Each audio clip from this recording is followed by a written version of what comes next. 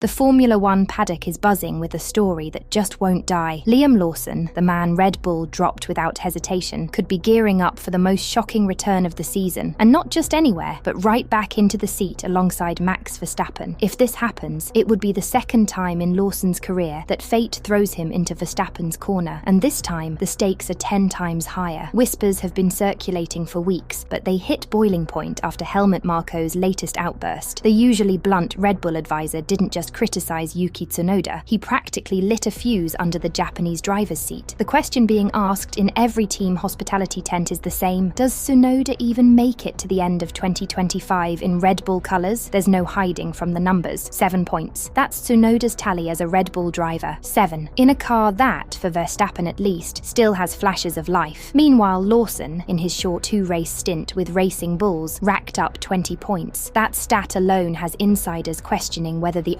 RB21's biggest flaw is the machinery, the man in it, or a toxic mix of both. And the uncomfortable truth? Even Verstappen has started to feel the limits of this unpredictable beast. Yuki Tsunoda's time in Formula One has not been without its bright spots. His stint at AlphaTauri saw him outshine Ricciardo and De Vries, proving that on his day he can deliver. But those days feel distant now. In the current Red Bull picture, past glories count for nothing. The only thing that matters is the here and now. And right now, Tsunoda is underperforming. Now the focus turns to Laurent Mekies, the man holding the keys to Red Bull's future driver lineup. He knows Tsunoda, he knows Lawson, and that familiarity could set the stage for one of the most politically charged driver swaps in recent years. With Hadjar stuck in a scoring drought that stretches back to Barcelona, Lawson suddenly finds himself closer than ever to clawing back the seat he once lost. Hungary was the moment Lawson stopped being an outsider in this conversation. Finishing P8 while holding Verstappen at bay wasn't just a solid result, it was a defiant statement. Some had already closed the book on him, predicting Lindblad would be Hadjar's next partner, while Lawson quietly drifted into racing exile. But, credit where it's due, Lawson has fought his way back into relevance. He's rebuilt his confidence, rebuilt his reputation, and put himself back in contention. Still, this isn't the finish line. It's just another lap in a much bigger race. When asked about replacing Tsunoda and returning to Red Bull, Lawson kept it measured. Honestly, in terms of my future, it's been so busy this year that I'm not really thinking about it right now. I'm focused on having some good races. Obviously, we've had some strong performances recently, but 3 of them isn't enough for over 12 races or however many it's been. So we need to do more of this. Liam Lawson's shot at Red Bull was ripped away after just 2 races, the official line being that the team didn't believe he could make meaningful progress with the RB21. The decision came swiftly, the margin between him and Tsunoda razor thin, but the axe fell all the same. Since then, Lawson has been forced to rebuild his reputation step by step. Often in the shadow of Hadjar, Tsunoda knows the stakes. If he can't transform his campaign the way Lawson has, the seat is as good as gone. Waiting in the wings are Lawson, Hadjar, and Lindblad, all ready to swoop in should the opportunity present itself. Marko spelled it out with chilling clarity. Beating Max is currently impossible. Tsunoda should get the best out of himself and the team. At the moment, everything is open. We are looking at performances both positive and negative. Laurent Mekies, meanwhile, has publicly maintained that Tsunoda